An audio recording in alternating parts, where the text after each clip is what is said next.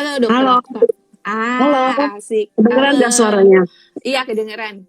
Suaraku kedengeran nggak, Okta? Jelas, jelas. Jelas ya. Oke, Dokter Okta Ya. udah bergabung. Kita tinggal invite Dokter Anya. Karena tadi IG-nya Anya masih di private jadi Oh, oke. sebentar. Kayaknya mesti ini deh. Dia mesti public ya. Apa kabar nih, Okta? Baik, puji Tuhan. Gimana Riana kabarnya? Baik, baik. Thank you ya. Jadi pokoknya Ah, hari ini IG Live-nya seru deh kita ngobrol-ngobrol. Tapi Dokter Anyanya belum susah banget joinnya. Oke, sebentar belum, ya. belum. Oke. Mm-mm. Mungkin menyapa dulu sama sahabat Our Tiny Hope nih, Dokter Okta mungkin bisa diceritain dulu kesibukannya lagi ngapain gitu ya. Terus gimana dengan Rainbow baby-nya? Oh iya, sebelumnya udah banyak juga yang join ya. Itu, jadi perkenalkan dulu nama saya dengan Dokter Okta. Okta ya. Profesi saya sebagai dokter, saya bekerja di salah satu klinik estetik di Dermaster, Jakarta. Saya biasanya praktek di daerah Kelapa Gading. Kemudian usia saya hampir 35, baru dapat baby tahun lalu, 34 tahun. Em, Sekarang udah hampir 11 bulan. Halo, Baru udah punya mau setahun perempuan. ya. Iya. Halo Dokter Halo. Anya. Halo Tak, halo Dokter Okta, Halo. halo Ri. Halo semuanya, selamat Ya, bergabung. Aduh, terima ya. kasih nih. Akhirnya pas bertiga udah join. Sebelumnya menyapa lagi ya sahabat Our Tiny Hope semuanya. Halo, selamat merayakan Hari Raya Idul Adha untuk yang merayakan. Ya mungkin sambil Betul. ini ya masak gitu ya. Nanti mungkin sambil dengerin kita ngobrol-ngobrol gitu bertiga. Nah, jadi perkenalkan dulu ya, saya Riana dari Our Tiny Hope. Kemudian di sini ada narasumber kita dua orang dokter cantik, yaitu Dokter Anya, SPOG.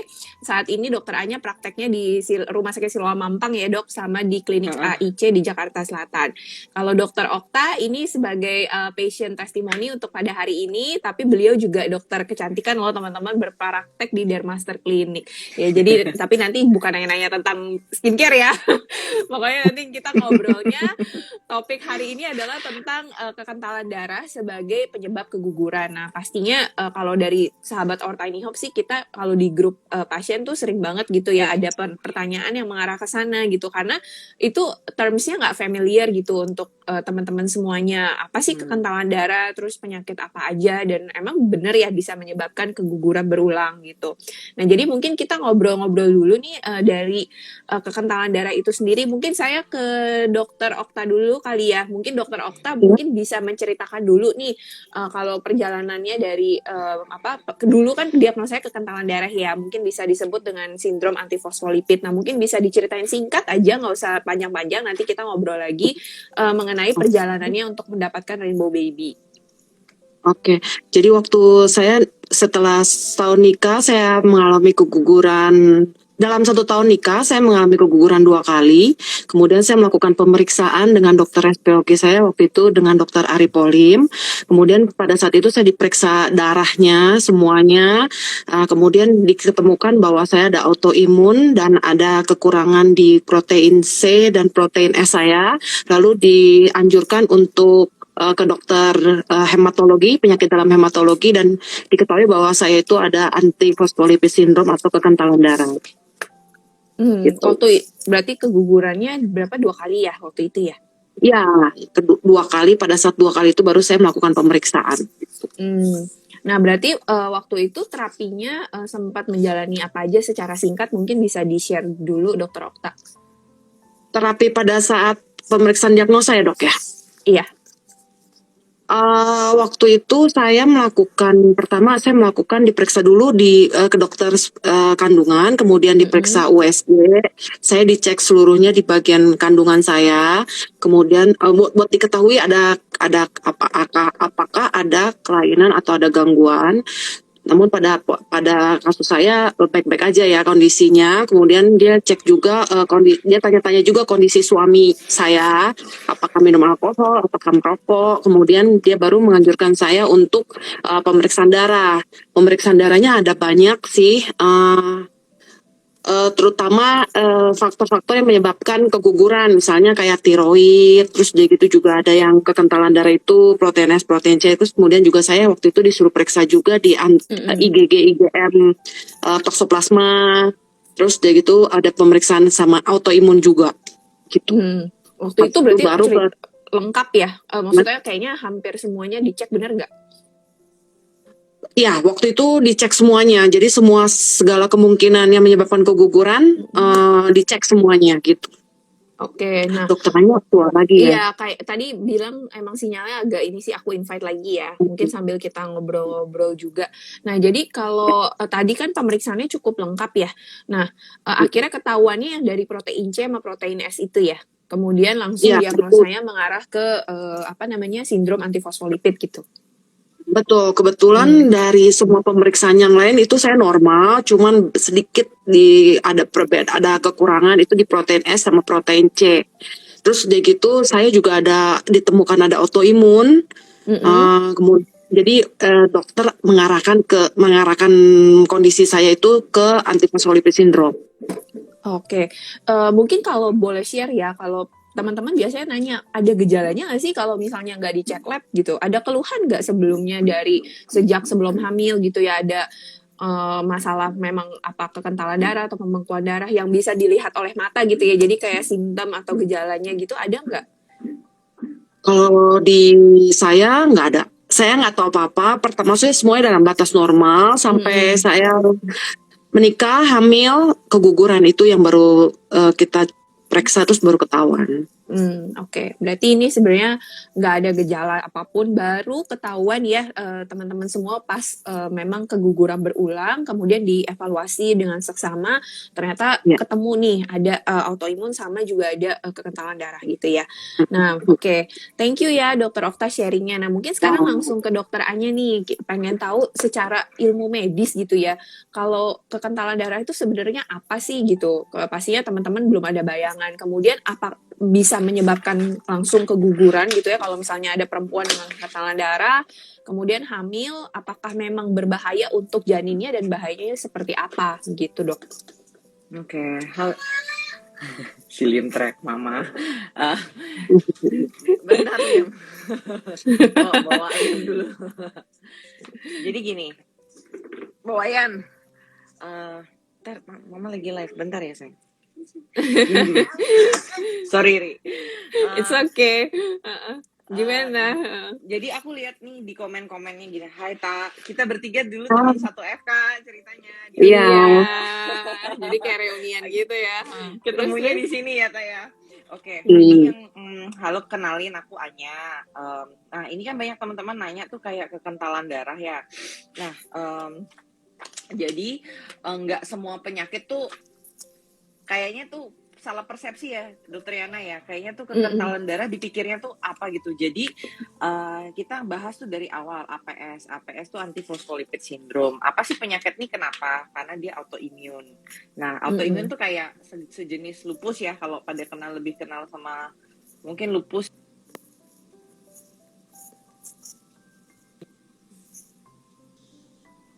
Halo Ri.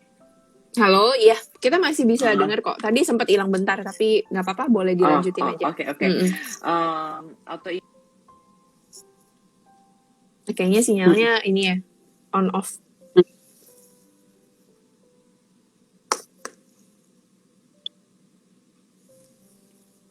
Halo, Dokter Anya.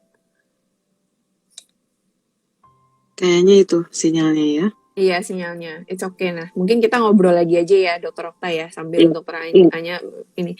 Nah, tadi kan untuk diagnosa ya.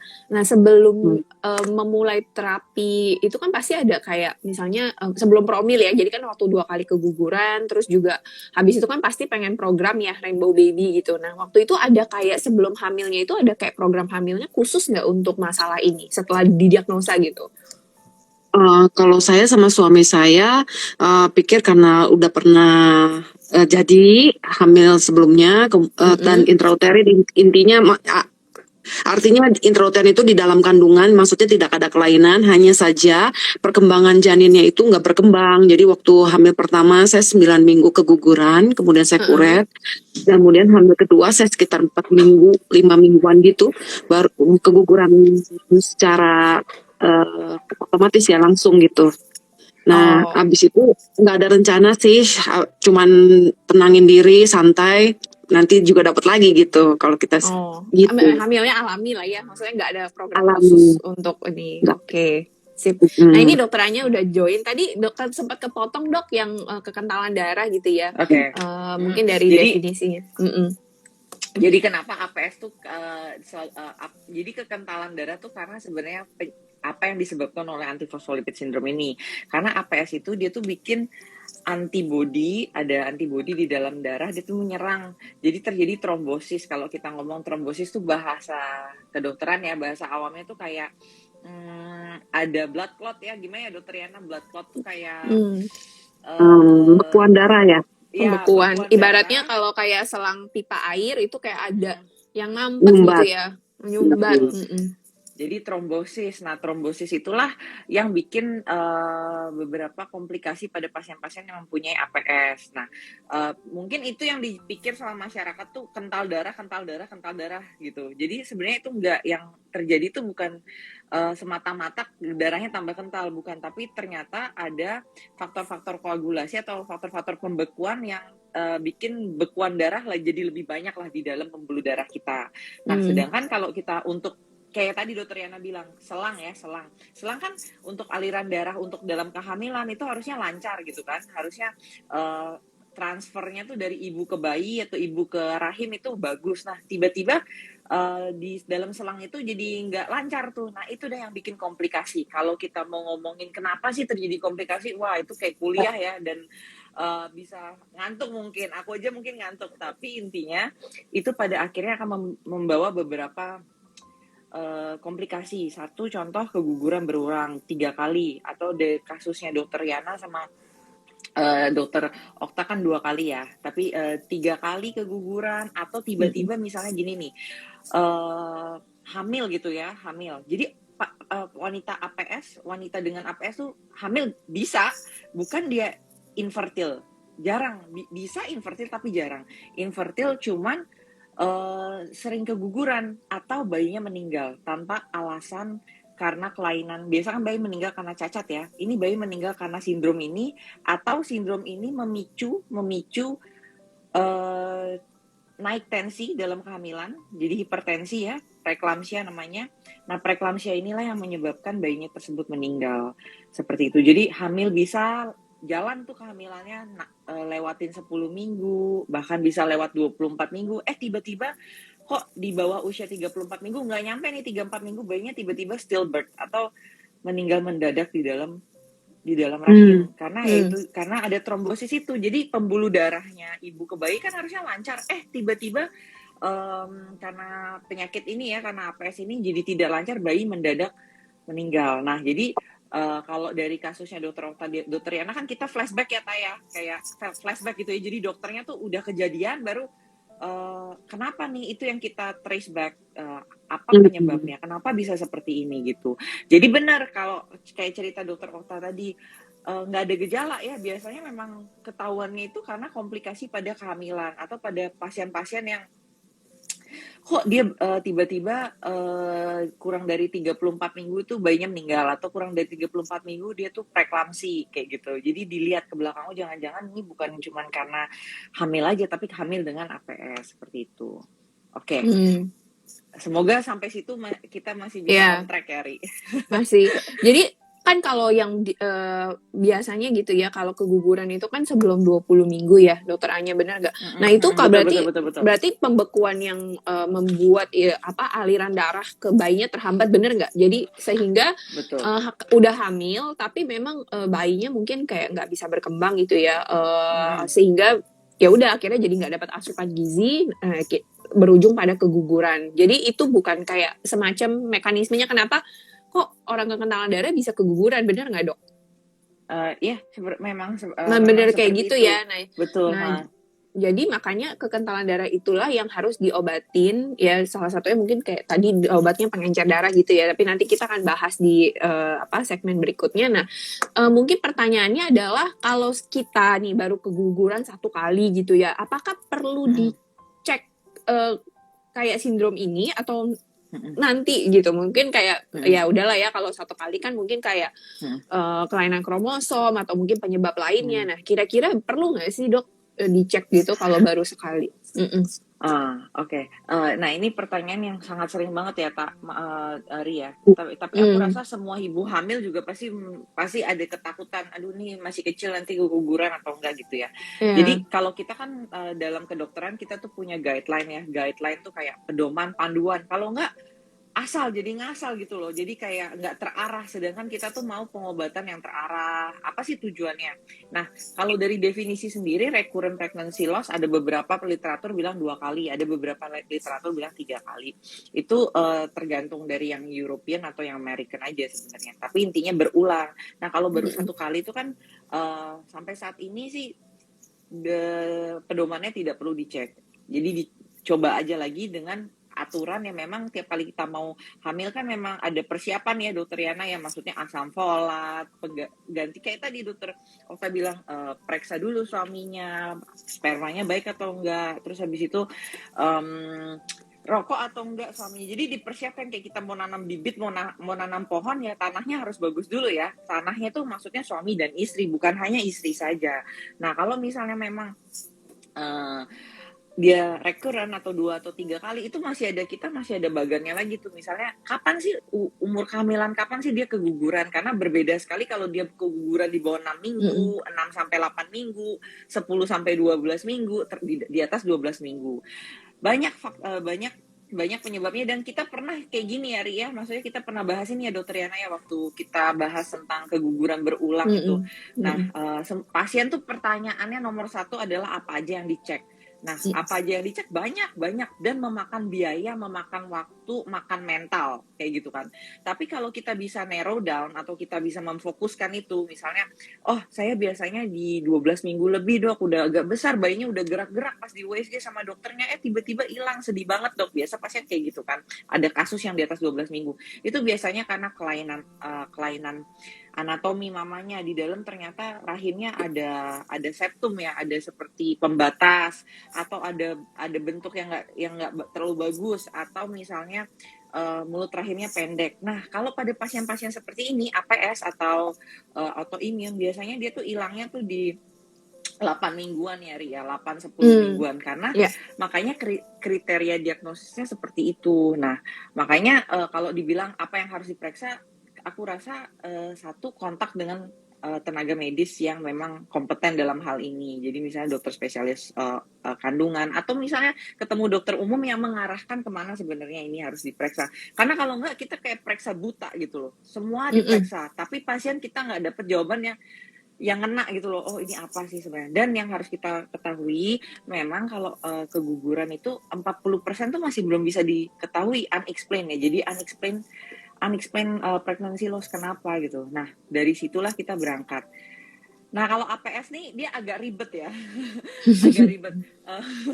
Sebenarnya ya dokter Okta ya, kalau menurutku sih kasus-kasus pasien APS itu begitu kita tahu sakitnya apa, treatmentnya bisa, ya kan? Kayak maksudnya kayak Riana juga sukses setelah di treatment, dan dokter Okta juga dapat rainbow baby setelah di treatment. Tapi yang kurang itu menurut aku diagnosis ya Ria, maksudnya tahu nih sakit ini gitu.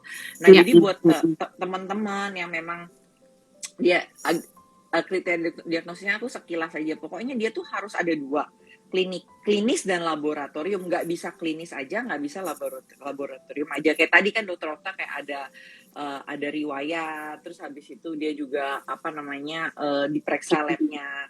Nah klinisnya itu dia bisa 1 hamil udah lewat 10 minggu, tiba-tiba hilang, gugur. Atau hamil kurang dari 34 minggu, nggak nyampe nih, 34 minggu tuh berapa minggu jadinya? 5, 6, berapa bulan ya? 5, 6, 7, 8 bulan setengah. 8 bulan setengah, tiba-tiba bayinya meninggal di dalam mendadak.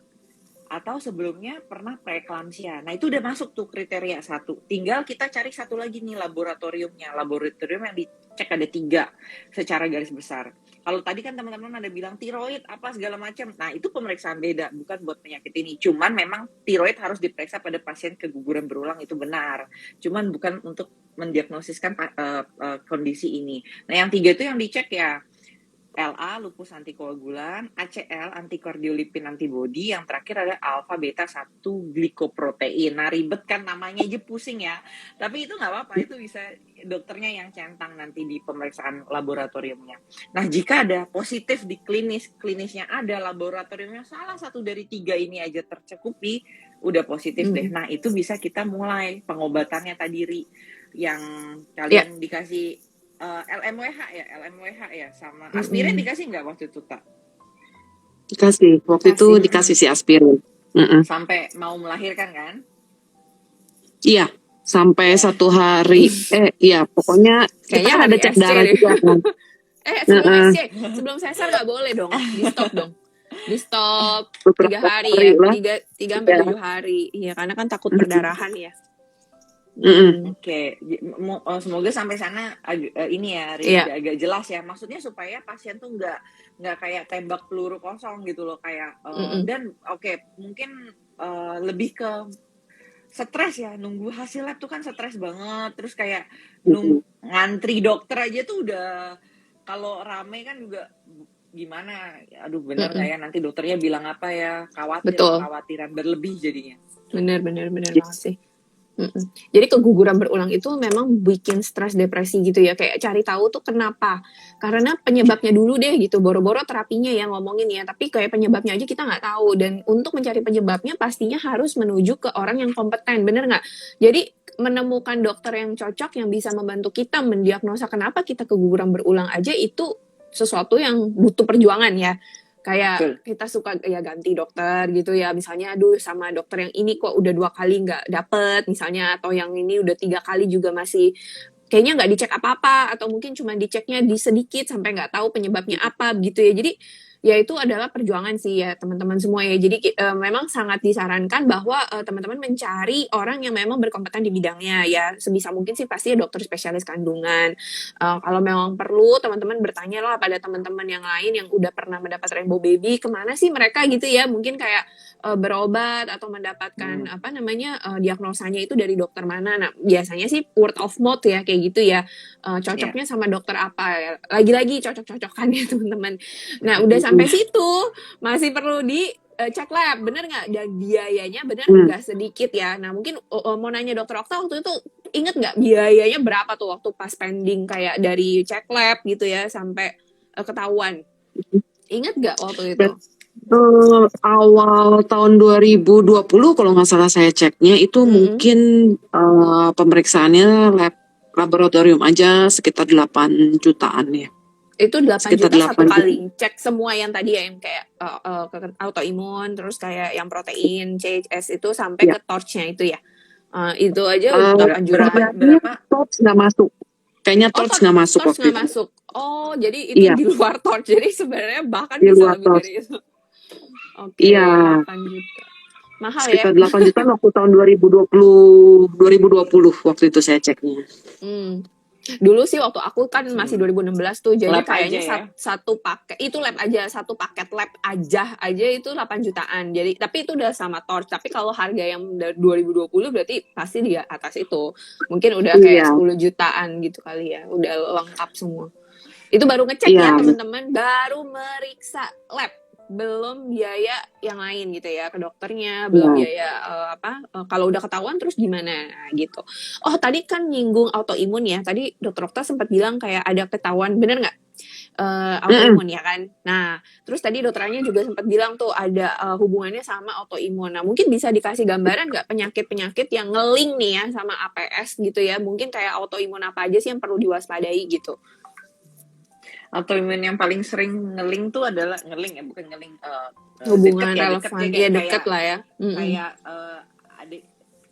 adik kakak lah ya, satu keluarga lah dia autoimun, penyakit autoimun itu lupus, Tapi lupus itu Mm-mm. beda sama APS, beda.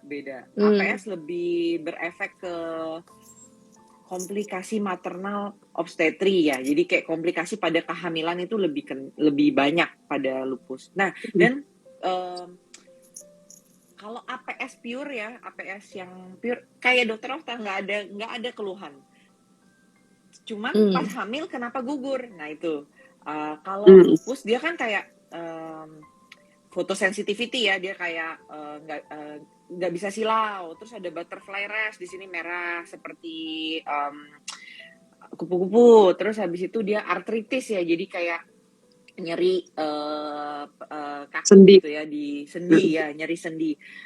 Penyakit gejala ini bisa pada pasien APS timbul bisa.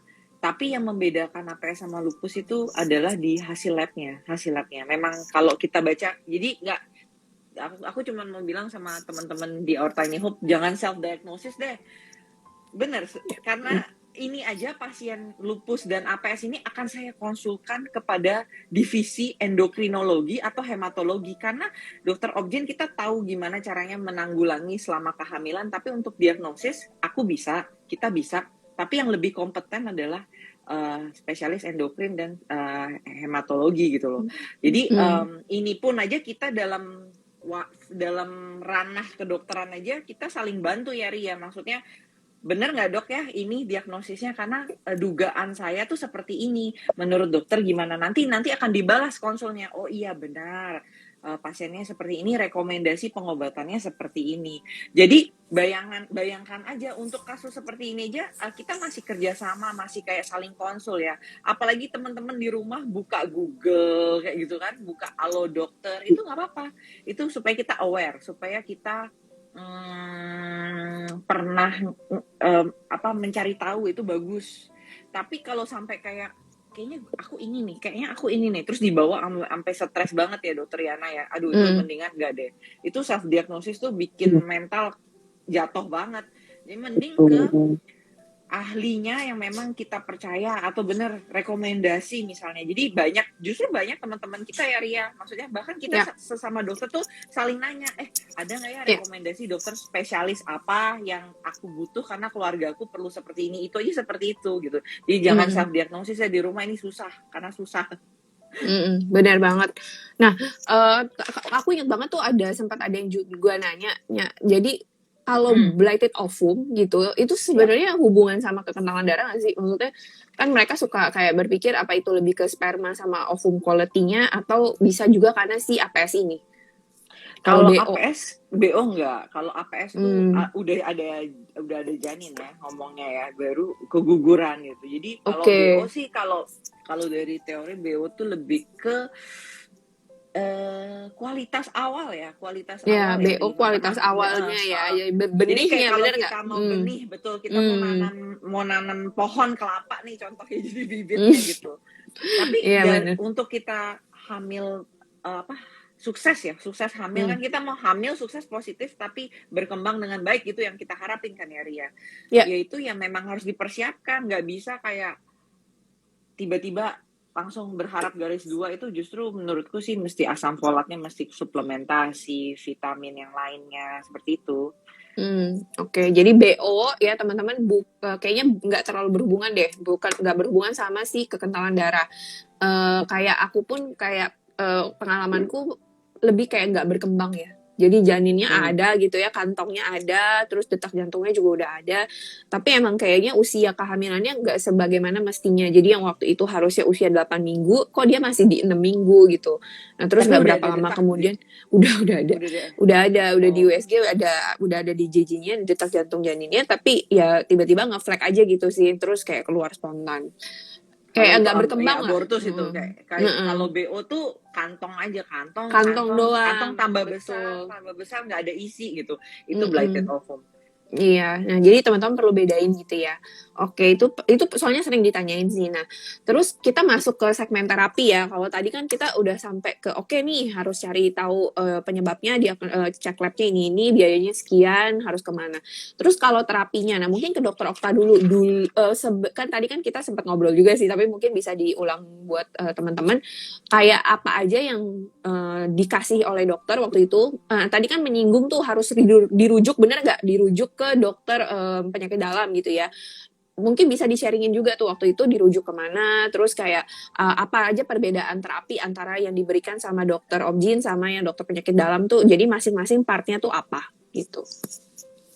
Waktu pada saat datang pertama kali saya ke dokter spesialis kandungan dulu, diperiksa dulu kan dari USG-nya, dari pokoknya riwayatnya gitu ya diceritain, kemudian dilakukan pemeriksaan sama dokter kandungannya, pemeriksaannya berupa pemeriksaan lab. Nah begitu udah ketahuan hasilnya, terus begitu dokter juga menjelaskan ini arahnya mungkin ke kekentalan darah. Kemudian dokter kandungannya akan merujuk ke dokter penyakit dalam hematologi waktu itu saya dengan Prof Aru di Medistra.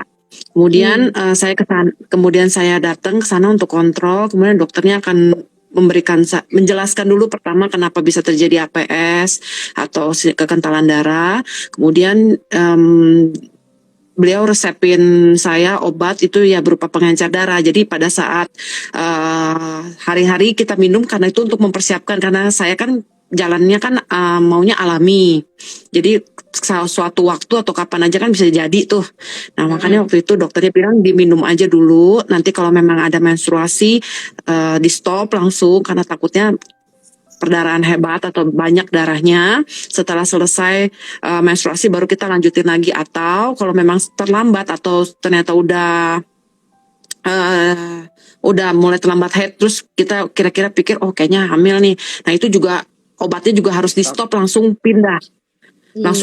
Jadi ada pengencer darahnya itu ada 2 macam waktu itu. Kemudian disuruh stop, langsung ke dokter, kalau bisa kontrol dulu ke dokter hematologinya.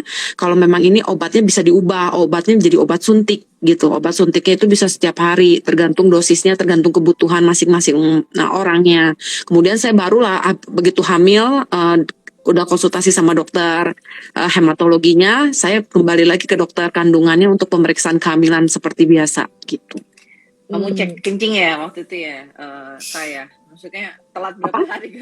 Telat berapa hari kamu cek? Wah, karena kebetulan aku tuh modelnya nggak dari pertama kali datang bulan nggak pernah teratur. Jadi begitu udah 30 hari nggak dapet, tes pack terus sampai terakhir itu pas 30 hari itu ada garis tipisnya. Nah baru habis itu langsung cepet-cepet konsultasi lagi. Betul. Jadi ada beberapa obat yang nggak boleh pas hamil gitu ya, bener nggak? Iya betul. Jadi tapi sempat berarti kayak sampai sebelum hamil ya, jadi dari sejak ketahuan sampai sebelum hamil kembali itu minum obat sama minum vitamin waktu itu saya vitamin. dikasihnya asam folat juga. Terus ada tambahan sedikit waktu itu saya juga karena menstruasi saya nggak teratur, jadi kan saya kan nggak tahu ya kapan saya ovulasi, masa subur. Jadi waktu itu saya terapi dengan dokter akupuntur, waktu itu dengan dokter Weni. Jadi waktu itu saya melakukan akupuntur untuk supaya tepat waktu, supaya waktunya bisa saya prediksiin kapan saya ovulasi. Pada saat itu baru saya bersama suami, habis itu baru lebih gampang jadinya gitu. Oke. Ya kalau aku juga mirip sih. Kita tuh ini ya mirip ya perjalanannya ya. Jadi kurang lebih kayak abis diagnosa itu memang darah diencerin dulu ya. Kalau dulu sih katanya buat mempersiapkan kehamilan gitu ya. Supaya waktu pas pembuahan itu terjadi, kita kondisi tubuh kita tuh siap nerima gitu loh. Jadi nggak kental-kental banget darahnya gitu. Nah, terus dikasih pengencer darah sampai itu garis 2 tespek, baru setelah itu ganti dengan obat yang suntik itu gitu kan. Waktu itu sih kayak gitu. Nah, mungkin kita cross check nih ke dokter Anya, kayak terapinya tuh sebenarnya apa sih? Ya kan, yang lebih kompeten menjawab gitu ya. Jadi sebenarnya apa sih yang nantinya bisa diberikan gitu untuk solusi dari pasien-pasien dengan APS ini gitu. Kalau dari dengerin ceritanya terutama Dokter Yana itu udah yang memang terapi yang seharus dan sepantasnya ya Ri, karena memang Riana pernah cerita gitu, memang Dokter Yana ditangani sama dokter SPOG, beliau juga sudah konsultan, habis itu hematologinya juga dipegang oleh memang prof sendiri ya. Jadi ya mas, apapun itu dimanapun teman-teman Tiny Hope berada, maksudnya ya ini kan kita ngomonginnya lingkup Jakarta ya. Jadi kalau misalnya di luar kota ya cari dokter obgyn yang akan merujuk ke hematologi. Jadi ini tuh dipikirnya gini, kalau misalnya ada pasien dia, jadi APS itu kan periksa tadi kita bilang ya, ada periksa labnya itu. Nah kalau APS-nya ternyata confirm during pregnancy nih, lagi hamil ketahuan APS, target kita adalah supaya bayi ini tidak meninggal di dalam dan tidak terjadi eklamsia pada mamahnya. Itu satu. Jadi misalnya ada teman-teman APS nih ya, teman-teman OTH, Tiny Hope, tahu udah, mungkin ada beberapa yang tahu, oh aku ada APS nih, tiba-tiba hamil, masih belum dalam pengobatan. Itu tujuan pengobatannya, jadi supaya dia tidak meninggal di dalam dan tidak preeklamsia. Jadi diberi aspirin. Nah aspirin itu dosisnya tiap hari sampai melahirkan juga bisa. Aspirin supaya, karena aspirin tuh menurunkan resiko terkena preeklamsi, diberikan sebaiknya di bawah usia 16 minggu. Makanya aku selalu bilang sama pasien, kalau mau periksa hamil tuh jangan pas udah besar. Maksudnya udah, karena kan semuanya disiapin dari usia kehamilan kecil ya, dari masih 6 minggu, 10 minggu. Itu bukan kita supaya pasien mempersulit pasien bolak-balik, bukan, karena memang ada hallmark, target-target, benchmark yang harus kita capai gitu loh. Oh ya, di 10 minggu harus kelihatan ini nih, harus kita kasih obat ini supaya nanti prevensinya, karena kalau aspirin dikasih kurang dari 16 minggu, dia tidak bermakna secara signifikan. Jadi masih bisa kena preeklamsi. Nah, kalau udah kena preeklamsi, karena wanita dengan APS itu bisa kena PE dengan sangat gampang ya, mudah gitu ya. Memang tinggi angka kejadiannya itu. Kasihan, bisa kejang dalam kehamilan. Kalau sudah kejang itu nanti bisa perdarahan otak ibunya, itu yang kita tidak inginkan. Jadi aspirin dan LMWH ya, pengencer darah ya, low molecular weight heparin. Obatnya diberikan oleh dokter yang kompeten, karena ya mesti melihat efek terapi ya Ria, maksudnya ya Taya, maksudnya ini ada, karena hamil tuh nggak bisa semua obat masuk, semua dengan resep gitu. Nah sekarang kan banyak pasien tuh yang bilang, oke, udah kejadian nih dok, saya udah 3 kali keguguran, ternyata saya positif APS, saya mau hamil lagi. Apa yang harus saya persiapkan, kan seperti itu. Saya setuju banget sama dokter Okta, sama dokter Yana. Jadi ya itu harus dipersiapkan supaya tanahnya gembur. Terus itu tanah tuh kayak rahim. Terus habis itu pembuluh darahnya lancar, karena nutrisi segala macam dari situ. Dan yang diberikan itu, kalau dari kasusnya teman-teman ini pasti dikasihnya juga heparin, cuman yang tidak boleh diberikan dalam kehamilan. Iya. Tidak boleh ya. Yang bukan warfarin, jadi yang enoxaparin sebenarnya sih.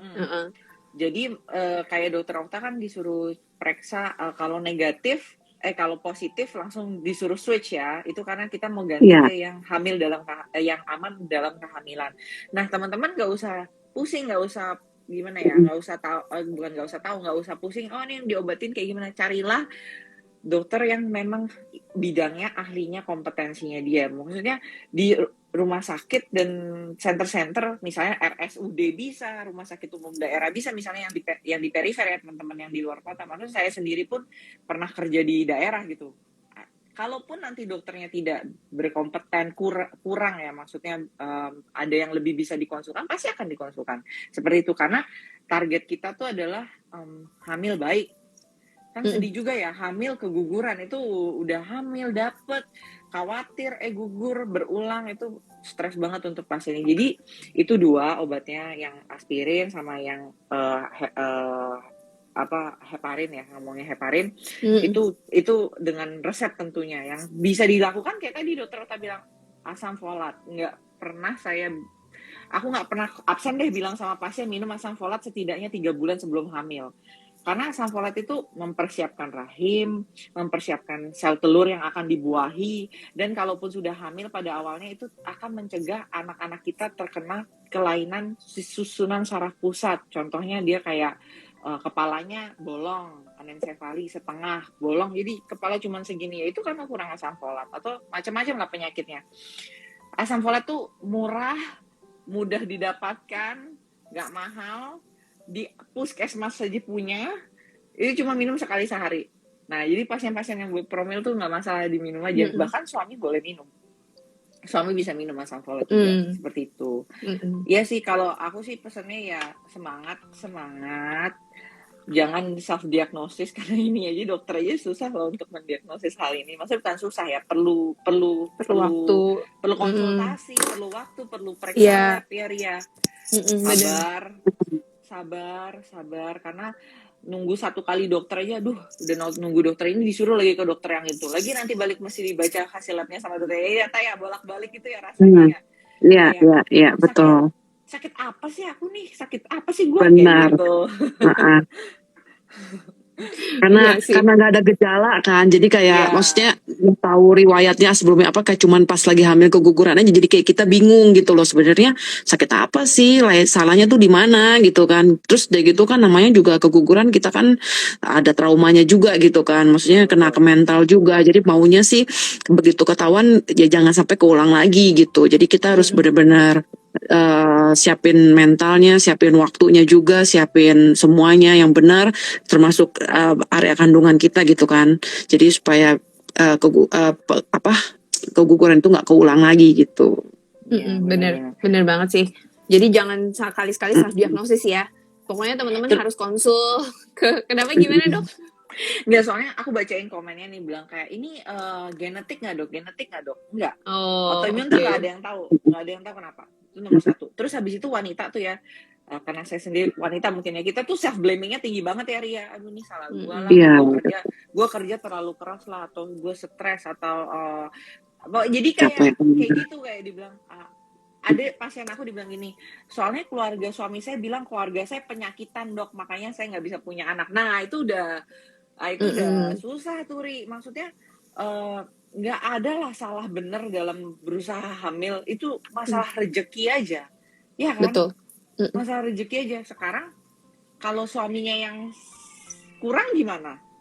Kan nggak mungkin kita saling tunjuk-tunjukkan. Itu yang kadang faktor pemicu stres tuh gede banget pada wanita gitu loh. Kayak semuanya lah dipermasalahin karena kecapean lah, karena sambil kerja lah, karena keluarganya ada riwayat yang jelek-jelek lah. Sedangkan untuk penyakit ini tidak ada hubungan sama genetik atau apa gitu ya. Memang semuanya balik lagi ke rezeki ya, sama usaha kali ya Ria. Iya, betul. Kita juga nggak tahu ya kenapa kita bisa kena, orang kita nggak ada gejala ya, tapi ya udahlah diterima aja dengan lapang dada sambil berusaha. Jadi dulu tuh ya kan mau denial juga percuma, bener nggak? Jadi ya udah emang kita begini gitu loh, kamu kena ini ya pokoknya kalau mau dapet baby ya harus seperti ini ya. Itu semua dijalanin aja sih teman-teman. Tapi untuk menjalani kesananya juga butuh perjuangan, yaitu tadi nemuin support dokternya yang tepat, pasangan juga ikut ngebantu, belum lagi dukungan dana, bener nggak kan? Karena uangnya nggak sedikit. Emangnya udah langsung suntik tiap hari gitu ya langsung bisa gitu, tapi kan nggak juga, kita harus ambil darah ya, bener nggak tak tiap berapa kali itu 2 minggu sekali kayaknya ya, dicek bener-bener level adalah kadar pemeriksaan labnya gitu kan. Jadi sampai harus bener-bener dicek kadar obatnya itu masih dalam kadar yang tepat atau enggak gitu, apa perlu dinaikin dosisnya atau enggak, itu juga kan butuh lagi. Jadi kita berteman baik dengan yang namanya jarum lah ya kalau selama hamil itu.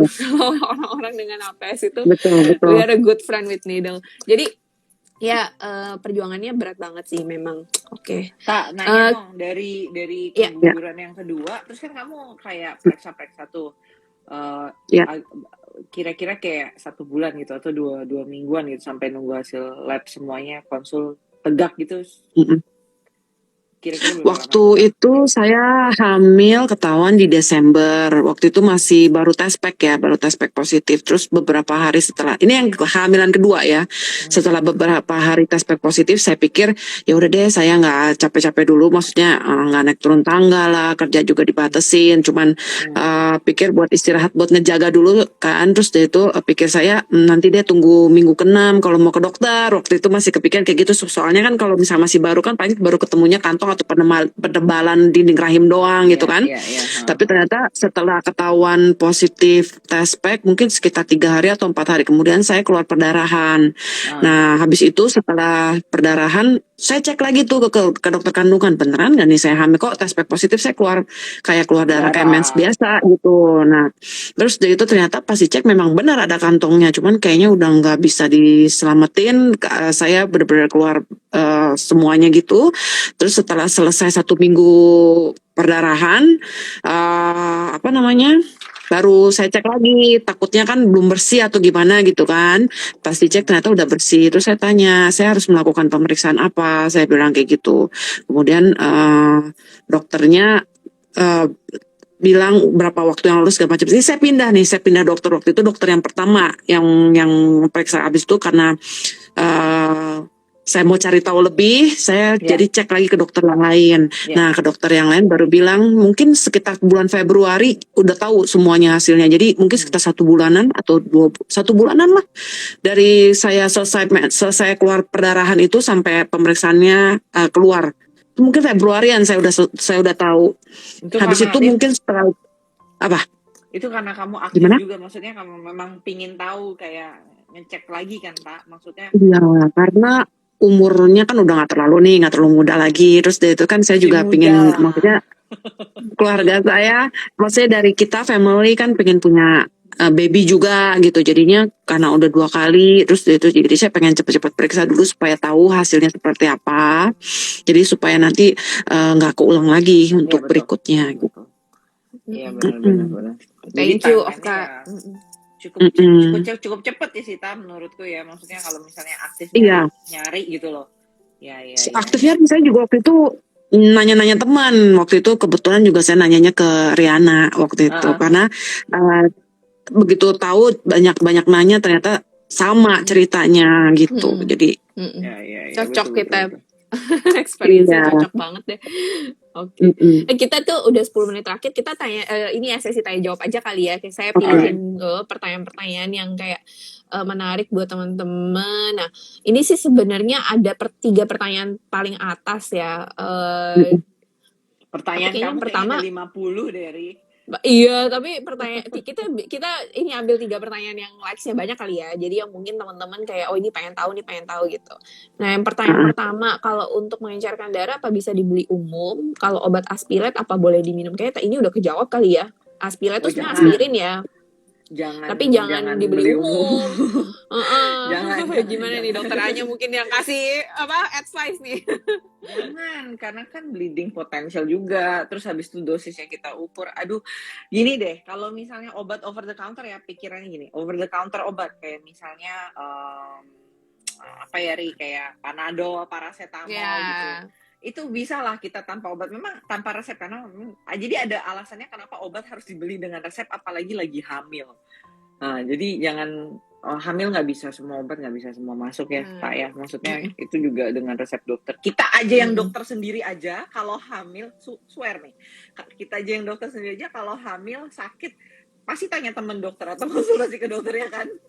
Aku cek teman-teman kayaknya aku lagi hamil nih, boleh nggak minum obat ini dalam kehamilan kayak gitu. Mending seperti itu, kita tahu gitu aman gitu, aman boleh silakan, atau jangan ganti yang lain kayak gitu. Iya, betul, benar ya. Itu cukup menjawab ya, jadi jangan dibeli umum, oke? Nah, ini kayak ada lagi yang likes pertanyaan, bagaimana cara mengenal orang yang berpotensi mengalami kekentalan darah? Apakah kondisi stres bisa?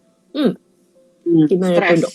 Kayaknya Cara mengenalnya gimana tuh? Kan nggak ada simptom Cara ya kalau cara mengenalnya itu ya dari yang Heeh. tadi, kita selalu kalau misalnya ngomongin penyakit, kita harus balik ke kriteria diagnosis. Itulah kedokteran yang baik dan benar ya, Ri, ya. Maksudnya ada kriterianya, Mhm. bukan asal nembak gitu, pasien ini enggak. Jadi kriteria diagnosis yang tadi aku bilang, yang ada keguguran berulang 3 kali, kurang dari 10 minggu, atau pernah hamil lebih dari 10 minggu, hilang bayinya, meninggal, atau kurang dari 34 minggu, pernah preeklamsi, didukung dengan data dukung dengan laboratorium. Jadi itulah. Nah, kalau dibilang apa gejalanya, tidak bergejala bahkan. Itulah Iya, gejalanya, baru muncul pada saat hamil. Itulah gejalanya. ya, Tapi kalau nggak ada apa-apa, nggak baik-baik aja, biasa normal-normal aja. aja, ya rasanya Mhm. biasa. Kayak tanya dokter Oktaya, waktu itu kamu kan sehat, kerja normal, biasa. Biasa semua sih sampai pas hamil baru tahu. Pas hamil Iya. awal-awal juga nggak tahu, pas periksa baru tahu ya. Heeh. Bener. Oke, itu ya tadi ya teman-teman. Nah, terus ini pertanyaan bagus nih yang ketiga dari Helfrika Suhari. Dok, izin bertanya, ibu hamil alami ya kan masalah pembekuan darah. Nah, bisakah melahirkan normal? Karena aku ingat banget kalau aku sih sesar ya, Okta juga Mm-mm. sesar juga, ya kan. Jadi, nah Aku itu juga mungkin sesar. dokter Anya bisa bantu jawab nih. Kayak bisa nggak sih saya lahiran normal kalau saya kayak gitu? Gitu. APS. Ya, jadi gini, APS bisa lahir normal, bisa. Bahkan direkomendasikan lahir normal, karena lahir normal bening sesar, normal baik ya, normal dengan maksudnya nggak tanpa komplikasi ya kan. Kalau lahir normal itu kan bisa macet jadinya operasi, atau bisa kayak bayinya nggak tahan dengan persalinan Mm-mm. normal, gawat janin ya, jadinya operasi. Nah, itu kan sesuai indikasi ya. Tapi kalau APS ini kan kita pakai pengencer darah. Pengencer darah itu memang di stop biasanya sekitar 1 minggu sebelum tanggal SC ya, tanggal SC itu di stop sama dokternya supaya nanti menghindari terjadi bleeding berlebihan pada saat persalinan. Nah, kalau jadi mindsetnya itu boleh nggak lahir normal? Boleh, karena lahir normal itu resiko perdarahannya jauh lebih sedikit daripada saat kita SC pasien seperti itu. Nah, tapi kalau ada anggapan ya, ini antar di ranah objin ya. Kalau pasien APS itu kan apa ya, bayinya itu bayi yang diinginkan sekali ya. Ngomongnya high social value baby. Jadi susah banget pasien ini untuk mendapatkan anak gitu. Jadi biar tidak ada pasien yang secara mental dia kayak, dok saya nggak mau lahir normal deh, saya khawatir, takut, panjang, karena prosesnya panjang, apalagi anak pertama bisa sampai seharian nyeri proses persalinannya. Saya mau ini aja ya dok, saya aja. Ada juga pasien seperti itu. Kita harus menghormati pasien itu, keinginannya seperti itu setelah kita berdiskusi konsultasi ya. Oke, akhirnya misalnya kita pilih tanggal, elektif ya namanya ya. Kita mau tanggal segini karena pada saat itu bayinya sudah matang, berat badannya sudah baik, ketubannya masih bagus, kondisinya masih baik. Nah, dari tanggal itu kita bisa nyetop. Jadi karena misalnya tanggal 20, nah kita bisa nyetop tuh obat pengencer darahnya. Karena kan kita mau operasi nih. Kalau terlalu encer kan nanti bisa bleeding ya. Nah, jadi kita, Bu, nanti tanggal segini operasi, kita stop obatnya di tanggal segini. Itu lebih memudahkan ke arah situ sih. Tapi kalau ditanya apakah pasien APS boleh lahir normal, kalau misalnya semuanya tanpa indikasi harus operasi, baik, silahkan, bagus gitu. Balik lagi aku selalu bilang sama pasien aku, wanita tuh berhak memilih metode persalinannya. Tapi setelah konsultasi dan kita ngomongin nih sama dokternya, positifnya apa, negatifnya apa, negatifnya apa, lahir normal, lahir SC. Jadi jangan langsung kayak, Bu ini SC aja lah, atau lahir normal aja lah. Dikasih pilihan sesuai dengan nimbang-nimbang lah maunya gimana gitu. Ya. Sip, thank you ya dok, udah dijawab. Boleh ya, jadi jawabannya ya. Boleh. Oke, ini karena 3 menit terakhir nih ya sebelum diputus sama IG, satu pertanyaan terakhir nih, aku lihat nih ini menarik. Iya betul, 1 jam ya. Jadi aku dari Repelita Indo, dok kalau pengentalan darah bisa nggak diobatin dengan obat alami, misalnya jamu atau buah-buahan gitu. Nah ini biasanya pasti suka pada nanya nih, karena pasti takut disuntik ya nggak, bener nggak? Aduh minum obat, kalau pakai jamu, buah-buahan alami bisa nggak? Pasti Kalau gitu kan. misalnya obat ya, misalnya kayak kita ngomongin heparin gitu, wah itu kayak memang targetingnya tuh targeting banget ya, Ri. Maksudnya kayak untuk jadi darah itu untuk bisa kental tuh ada sekian banyak proses. Nah dia tuh harus membinding di mana proteinnya dibind, jadi kayak lebih encer segala macam. Itu kayak memang sasarannya. Nah kalau misalnya kita ngomongin herbal atau jamu, jujur aku nggak pernah denger ya, Ri. Mm-mm. Tapi maksudnya Mm-mm. kadang kan ada memang apa namanya makan buah yang baik itu kan juga menambah kalsium Ya, apa ada vitamin D, additional benefit ya, yang lain lah ya. Bukan langsung, maksudnya mungkin kayak bukan terapi pengentalan darahnya nggak sih? Kayak kita juga belum pernah betul. baca ya, kayak penelitiannya atau apa buah-buah apa yang khusus bisa buat ngencerin darah. Yang maksudnya benar-benar Ah, menangani kekentalan darah ya, teman-teman ya aku rasa gitu. sih kalau misalnya kita mau makan buah ya itu untuk general well-being aja sih, Ri. Maksudnya buat Mm, mm, kesehatan aja, tapi bukan iya, spesifik makan buah ini segini banyak bisa darah nggak kental. Aku rasa sih sampai sekarang sih belum ada penelitiannya ya kayaknya ya so far. penelitiannya gitu loh. Betul. Mm-mm. Dan penelitian ibu hamil tuh susah loh, Ri. Ya kan? Ya, Tapi betul.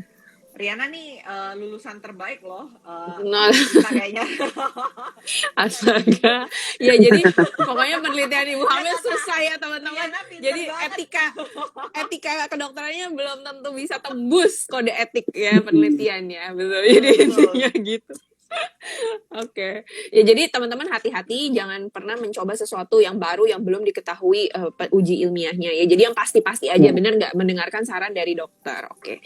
Wow, ini 1 menit terakhir nih. Aku tuh takut diputus otomatis. Jadi kita nggak sempet say bye-bye. Jadi mungkin aku langsung closing aja kali ya. Nah, jadi karena tadi aku udah janjiin bakal ada giveaway gitu ya. Jadi halo Liam. Nah, jadi 2 orang pemenang dengan pertanyaan terbaik itu 2 penanya terakhir ya. Jadi dari Helfrika Swari dan juga dari Repelita Indo. Selamat, nanti aku akan posting di IG Story. Terus terima kasih banyak kepada Dokter Okta dan Dokter Anya sudah menjadi narasumber pada hari ini. Pokoknya buat yang terlambat nonton, tenang aja kita ada video recordingnya di YouTube channel Our Tiny Hope _ID. Oke? Jadi teman-teman bisa nonton ulang dan belajar lebih banyak lagi. Nah mungkin dari Okta Anya mau say bye-bye dulu nih sebelum kita mengakhiri semuanya. Makasih ya, Ta. Makasih ya, Ri. Iya, Udah thank you ngajak ya join. makasih.